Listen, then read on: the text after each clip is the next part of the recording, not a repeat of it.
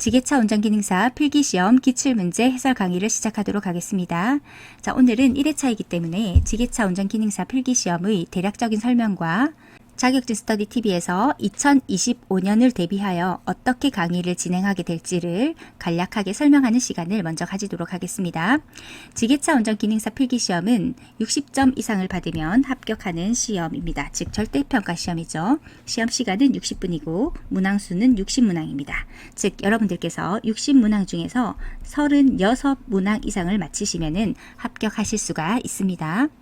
자, 그래서 어떻게 강의를 해야 될까 고민을 많이 했는데 먼저 절대평가 CBT 시험의 특성상 60점 이상만 받으면 되기 때문에 여러분들께서 너무 공부하는데 에너지가 많이 들지 않고 효율적으로 공부하시는데 주안점을 두었습니다. 따라서 기출문제 해설을 많이 수록을 했는데 총 21회차에 걸쳐서 예전에 다 기출되었던 CBT 시험으로 전환되기 전에 실제 기출되었던 문제를 가지고 그대로 해설 강의를 진행했습니다. 지게차 운전기능사가 딱 보면 바로 알 수 있는 그런 상식적인 문제는 아닙니다. 생각보다 문제가 어렵고 법규도 많고 하기 때문에 여러분들께서 그 용어들에 익숙해지는 데 시간이 걸려요. 하지만 그것을 또 기본서만 계속 보시게 되면 하나도 기억에 남지 않습니다. 그래서 기출문제를 많이 보시면서 기출문제의 그 답을 그대로 외우시면 안 되고 기출문제에 있는 그 답이 왜 그런지를 이해를 하시면서 많은 문제들을 보시면서 그 데이터를 쌓아나가는 것이 가장 좋은 방법이 될 수 있어요. 그러면 이제 21회차 정도 되는 문제를 보시게 되면 60점 이상은 거뜬하게 넘으실 수가 있습니다. 기출문제 해설 강의가 이제 이미 준비가 되어 있고요. 자, CBT 실전 연습이라고 하는 것은 기출문제 해설 그대로를 이제 여러분들이 시험을 칠 수 있게 그렇게 구성을 했습니다. 즉 문제와 선지를 모두 읽어드리면 잠시 스탑을 하고 여러분들께서 답을 선택하실 수 있도록 구성을 했고 모두 음성으로 녹음했기 때문에 자투리 시간에 공부를 하실 수 있도록 촬영을 했고 여러분들께서 공부하시다 보면은 기출문제 해설만 쭉 듣게 되면은 내가 실전에서 이것을 맞출 수 있을까? 살짝 걱정이 되시기도 하시죠. 자, 그런 분들은 한 번씩 CBT 실전 연습으로 들어가셔가지고 같은 문제를 시험으로 접근을 하면서 여러분들께서 직접 능동적으로 문제를 풀어보면서 공부를 하는 것도 참 좋은 방법이죠.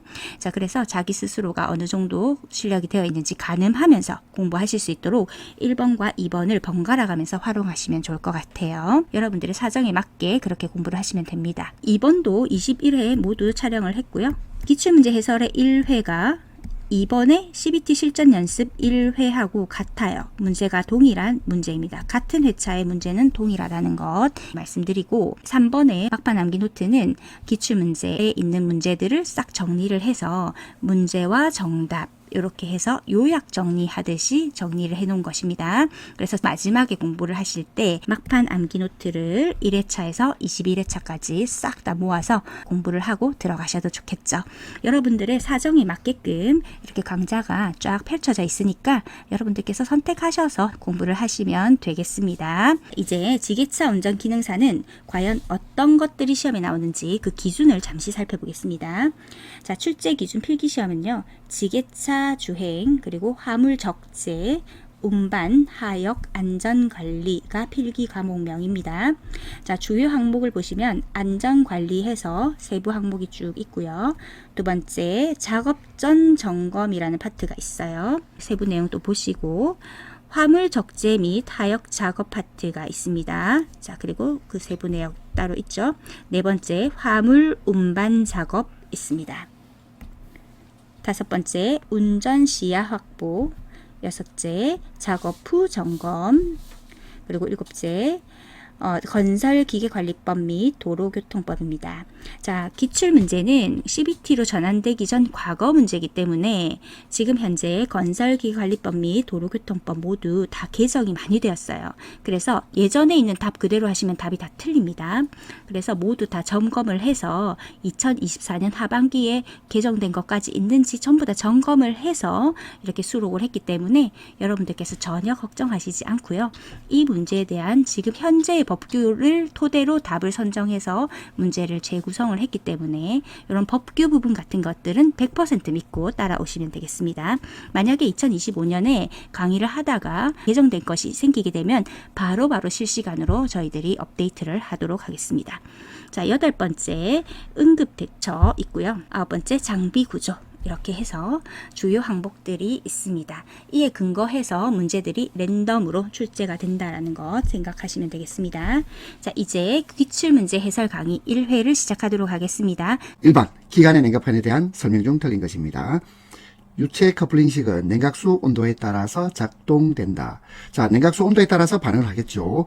전동팬도 마찬가지입니다. 냉각수 온도에 따라서 작동됩니다. 그리고 3번 전동팬하고 물펌프. 자, 이것은요 각각 따로따로 움직입니다. 그렇기 때문에 전동팬하고 물펌프는 서로 별개입니다. 별개. 그래서 전동팬이 작동되지 않을 때 물펌프 회전하지 않는 것이 아니고 전동팬이 작동되든 아니든 관계없이 물펌프는 항상 회전합니다. 4번이 맞고 3번 틀렸네요. 자, 이 문제를 잘 모른다 하더라도 여러분들은 3번과 4번이 서로 모순되는 걸 알 수 있죠. 자, 이 내용 모른다. 기간의 냉각팬 잘 모른다 하더라도 자, 1번과 2번은 냉각수 온도하고 자, 우리 유체 커플링식 전동팬. 자, 관련이 있죠. 온도에 따라서 움직입니다. 그에 비해서 전동팬하고 물펌프는 관계가 없다. 그래서 답은 3번이 되겠습니다. 2번 기관 과열의 주요 원인이 아닌 것.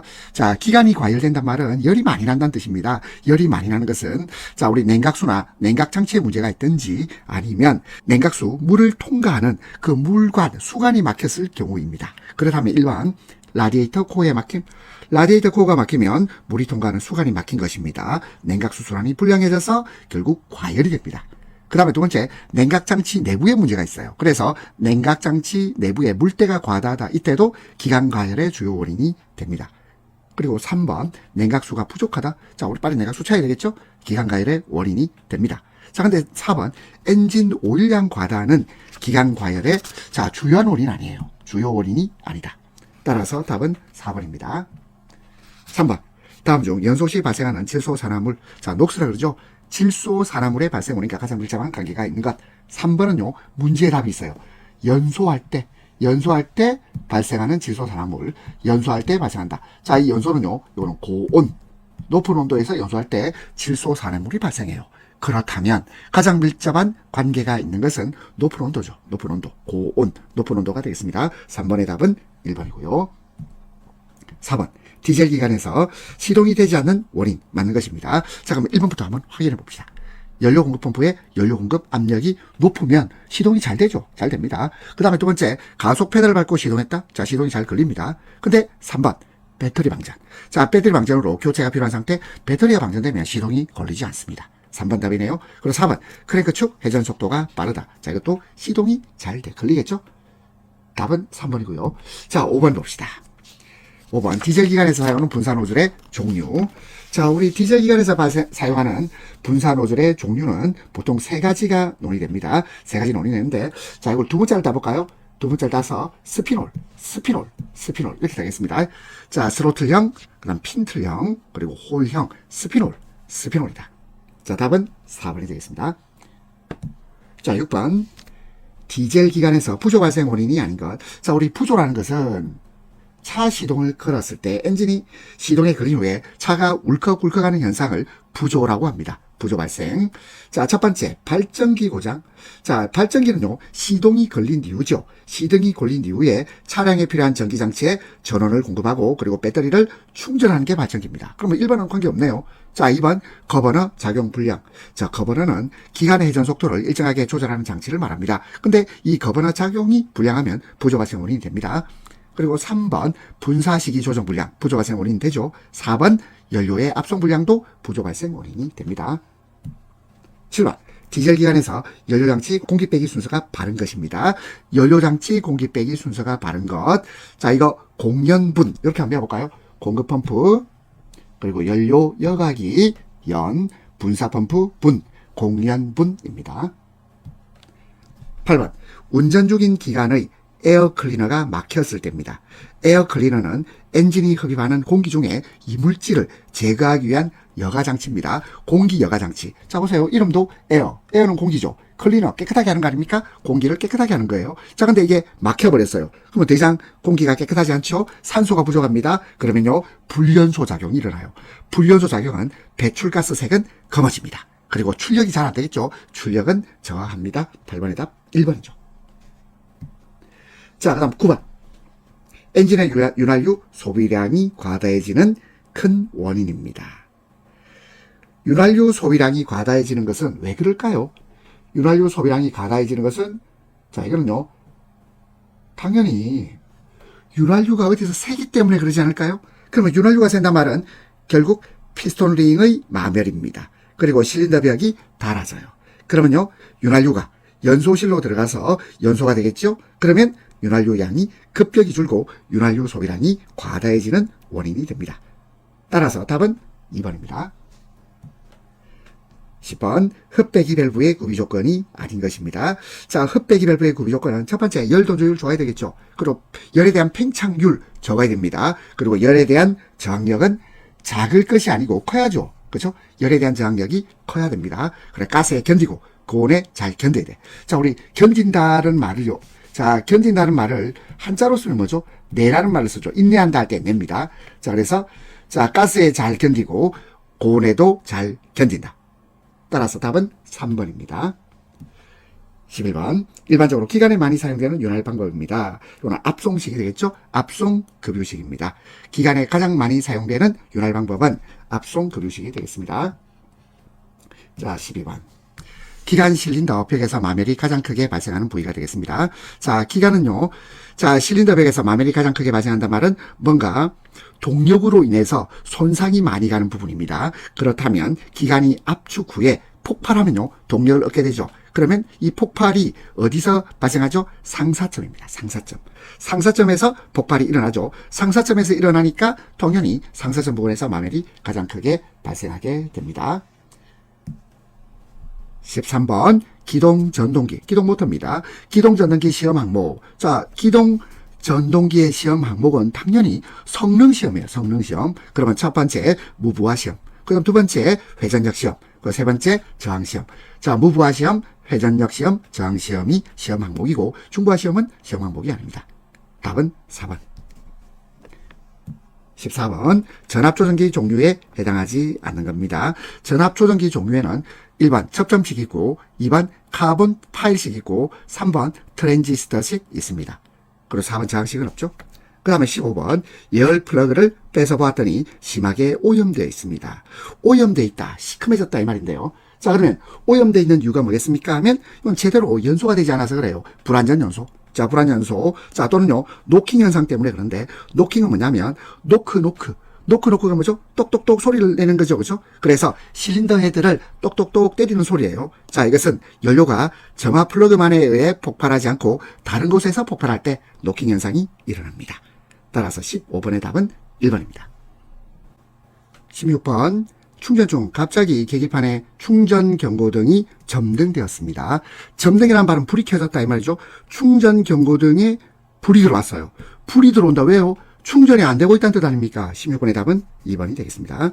그 다음 17번 납산 축전지가 방전되어 급속 충전을 할 때의 설명으로 틀린 것인데요. 자, 납산 축전지는 배터리에 저장된 화학 에너지를 전기 에너지로 변환하여 작동하는 충전식 배터리를 말합니다. 1번 충전 중 전해액의 온도가 45도씨가 넘지 않도록 합니다. 그리고 2번 충전 중 가스가 많이 발생되면 충전을 중단해요. 3번 충전 전류는 충전지 용량과 같게 한다. 이 같게 하는 게 아니고 2분의 1 정도로 합니다. 2분의 1. 3번 틀렸네요. 4번 충전 시간은 가능한 짧게 해야죠. 17번의 답 3번. 18번 보겠습니다. 건설기계에 사용하는 축전지 두 개를 직렬로 연결했을 때 변화되는 것입니다. 자, 직렬 연결은요, 전압은 증가합니다. 전압은 증가하고 전류 용량은 그대로입니다. 직렬로 연결하면 전압 증가, 전류는 그대로. 그럼 답은 1번입니다. 19번 지게차 작업 장치의 동력 전달 기구가 아닌 것인데, 자, 동력 전달 기구는 자, 리프트 체인, 틸트 실린더, 리프트 실린더, 있죠. 자, 근데 트렌치오는 기중기 작업장치 중에서 도랑파기 작업장치 중 하나를 말합니다. 19번의 답 4번. 20번 운전 중 클러치가 미끄러질 때의 영향이 아닌 것인데, 자, 우리 클러치는 차량의 속도 조절 그리고 전후진 역할을 합니다. 자, 근데 클러치가 미끄러지면 어떻게 되죠? 속도가 감소되죠. 그리고 견인력이 감소합니다. 그리고 연료 소비는 증가해요. 그리고 엔진은요, 과열입니다. 관행이 아니고 엔진 과열. 20번 답 4번. 21번 무한궤도식 굴삭기, 타이어식 굴삭기 운전 특성에 대한 설명인데 틀린 것입니다. 자, 1번 무한궤도. 자, 우리가 보통 무한궤도를 어디서 볼 수 있나요? 영화 속에서 볼 수 있죠. 전쟁 영화에서 탱크입니다. 탱크가 무한궤도식이죠. 자, 그러면 무한궤도식은 필터가 있어요. 그렇죠? 바퀴.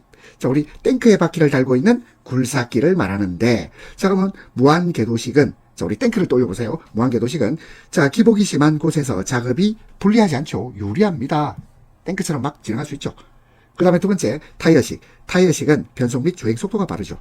그 다음에 3번, 무한궤도식은 습지 또는 사지. 이 사자가 모래사자입니다. 모래가 있는 지역이에요. 사지. 모래 지역에서 작업이 유리합니다. 그리고 4번, 타이어식은 장거리 이동이 쉽고 기동성이 양호합니다. 22번 휠로더의 붐과 버킷 레버를 동시에 당기면 작동은 어떻게 되죠? 자, 붐과 버킷 레버를 자 동시에 당기면 붐은 상승, 버킷은 오므려집니다.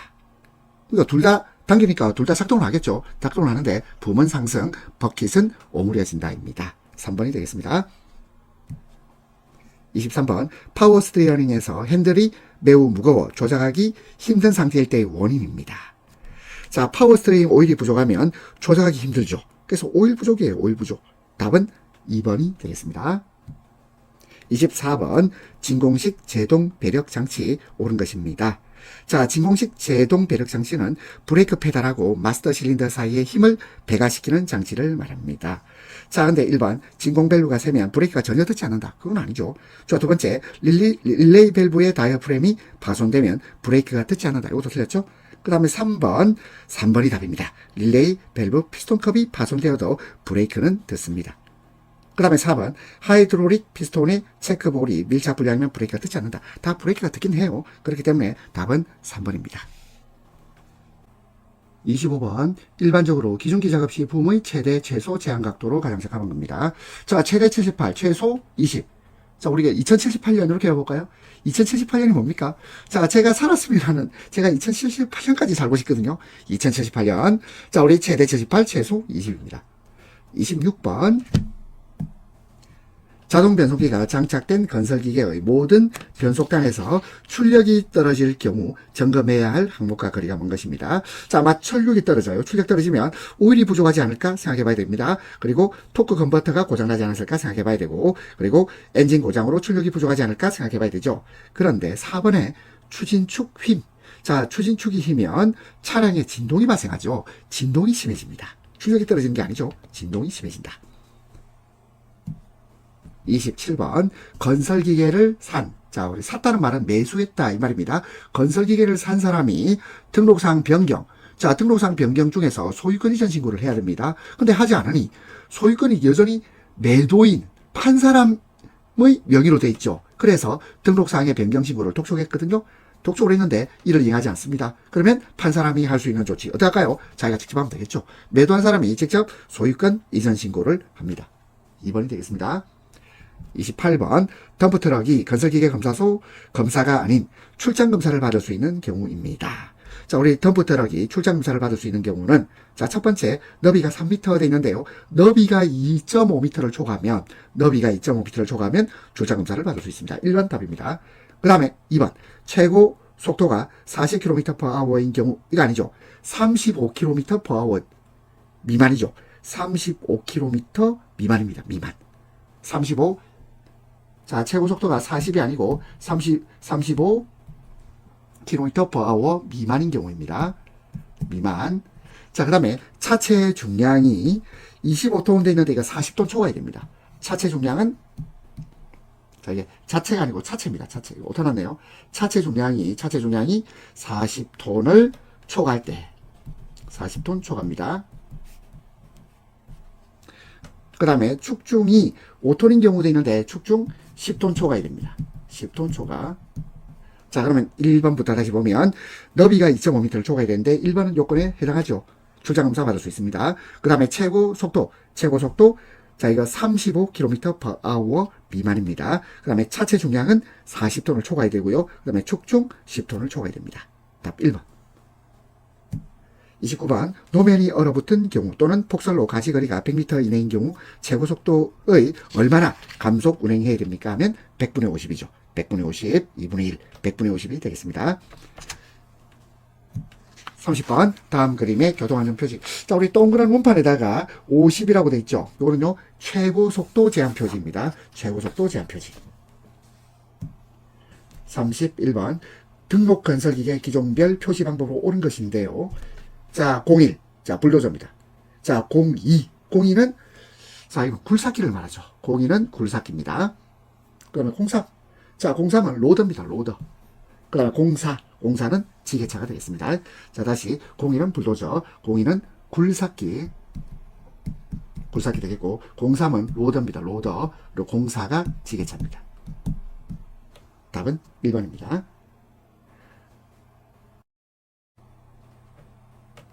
32번 편도 4차로 일반 도로의 경우 교차로 30m 전방에서 우회전을 하려면 몇 차로로 진입 통행해야 하는가입니다. 4차로로 통행합니다. 그렇죠? 4차로로 가면 되겠죠? 33번 정차 및 주차 금지 장소에 해당되는 것은 건널목 가장자리 그리고 정류장 표지판. 건널목 가장자리나 정류장 표지판으로부터 10m 이내입니다. 10m 이내. 정차 및 주차 금지입니다. 그러면 15m나 12m는 정차 및 주차 금지 장소 아니죠. 3번 도로 모퉁이나 그리고 4번에 교차로 가장자리. 도로 모퉁이나 교차로 가장자리로부터는 5m 이내입니다. 5m 이내. 따라서 답은 3번입니다. 34번 특별 표지판을 부착해야 할 건설기계의 범위. 해당하지 않는 것입니다. 자, 일단 높이는 4m를 초과하면 됩니다. 그렇죠? 5m 되겠죠? 그리고 총 중량은 40톤을 초과해야 됩니다. 총 중량 50톤 되겠습니다. 그리고 길이는 16.7m를 초과해야 돼요. 16.7m를 초과해야 되는데 16m, 이건 해당 사항이 없네요. 그 다음 4번 최소 회전 반경 12m를 초과해야 됩니다. 13m 되겠네요. 34번은 3번입니다. 35번 현장에 경찰 공무원이 없는 장소에서 인명사고와 물건의 손괴를 입힌 교통사고가 발생했습니다. 가장 먼저 취할 조치입니다. 어떻게 할까요? 일단 사람 살려야죠. 사람부터 구해야죠. 즉시 사상자를 구호합니다. 그리고 경찰에 신고하면 됩니다. 경찰에 신고해야죠. 35번은 3번입니다. 36번 3톤 미만 지게차의 소형 건설기계 조종 교육시간은 이론 6시간, 실습 6시간. 답 1번이고요. 37번 건설기계에 사용되는 유압실린더 작용은 어떠한 것을 응용한 것입니까? 자, 유압실린더 작용은 파스칼의 정리 또는 파스칼의 원리가 작용하죠. 파스칼의 원리는 유체 압력은 모든 면에 대해서 직각으로 작용하고 그 압력은 모든 방향으로 같지요. 따라서 답은 2번이 되겠습니다. 38번. 자, 이게 뭐 깔때기 같이 있는 거, 이게 뭐죠? 이거는요, 공유압 기호 중 유압 동력원을 말합니다. 유압 동력원을 말합니다. 38번은 1번이고요. 39번. 작동형, 평형, 피스톤형 종류가 있고, 회로의 압력을 일정하게 유지시키는 밸브. 이게 릴리프 밸브가 되겠습니다. 39번은 릴리프 밸브. 40번 유압 실린더는 유체 힘을 어떤 운동으로 바꾸는 것입니까? 하면 자, 실린더는요 위아래로 위아래 위아래 이렇게 움직이죠. 이건 직선 운동이 되겠습니다. 40번의 답은 2번입니다. 41번 유압 작동류의 점도가 너무 높을 때 발생되는 현상으로 맞는 것입니다. 자, 우리 점도가 높다 무슨 뜻일까요? 끈적끈적한다 이 말이죠. 자, 끈적끈적하면 이 에너지가 많이 들겠죠. 그렇죠? 동력이 많이 듭니다. 그 말은 동력 손실의 증가입니다. 41번의 답은 1번 되겠습니다. 자, 42번. 일반적으로 오일탱크의 구성품이 아닌 것입니다. 오일탱크 구성품은 자, 스트레이너 있고 베플 있고 드레인 플러그 있는데 압력 조절기. 자, 압력 조절기는 오일탱크의 구성품이 아니고 유압 장치에 필요한 것입니다. 압력 조절기는 유압 장치에 필요한 것이 되겠습니다. 42번은 4번. 43번. 다음 중 액추에이터 입구 쪽 관로에 설치한 유량 제어 밸브로 흐름을 제어하여 속도를 제어하는 회로. 자, 이것은 무엇입니까 하면 이거는요 입구 쪽 관로죠. 입구. 자, 입구 쪽이다. 자, 요거를요, 입구 쪽을요, 영어로 in이라고 합시다. in. 입구 쪽 in. 입구 쪽 관로에 설치한 유량 제어 밸브로 흐름 제어, 속도 제한 회로는 미터 인 회로가 되겠습니다. 답은 3번입니다. 44번, 유압장치 구성 요소가 아닌 것인데, 자, 1번부터 볼까요? 유니버셜 조인트. 자, 유니버셜 조인트는 동력을 자유롭게 전달하는 역할을 합니다. 따라서 유압장치의 구성 요소가 아닙니다. 2번 오일 탱크, 3번 펌프, 4번 제어 밸브 모두 유압장치의 구성 요소가 되겠습니다. 45번, 다음 그림과 같이 안쪽은 내외측 로터로 바깥쪽은 하우징으로 구성되어 있는 오일 펌프. 자, 이게 트로코이드 펌프가 되겠죠. 트로코이드 펌프입니다. 답 3번입니다. 안쪽은 내외측 로터, 바깥쪽은 하우징으로 구성되는 오일 펌프는 자, 트로코이드 펌프를 말합니다. 46번, 유압 에너지를 공급받아 회전 운동을 하는 기기. 이걸 무엇이라 하죠? 이게 모터입니다. 모터. 46번의 답은 2번. 47번, 볼트 등을 조일 때 조이는 힘을 측정하기 위해서 쓰이는 렌치. 이게 토크렌치죠. 토크렌치가 되겠습니다.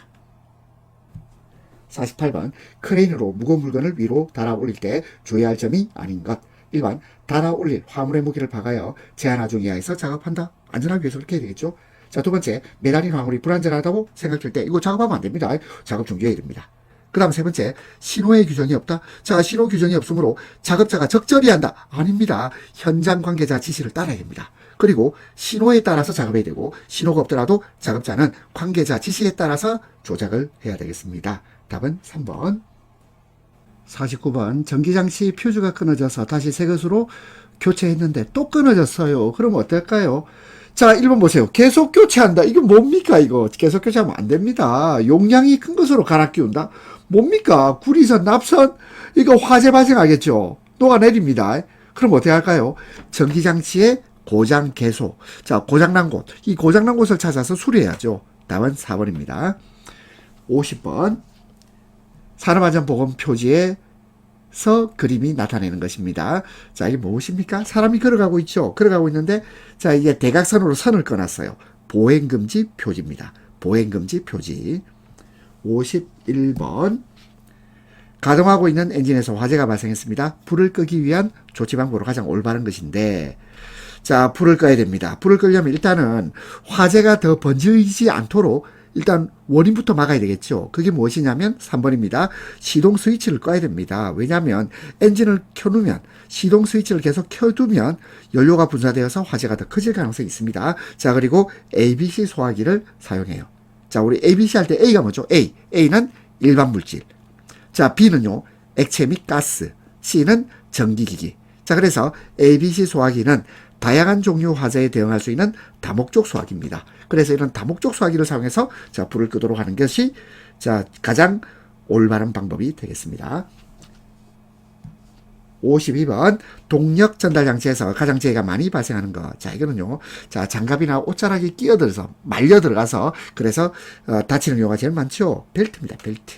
답은 4번이 되겠고요.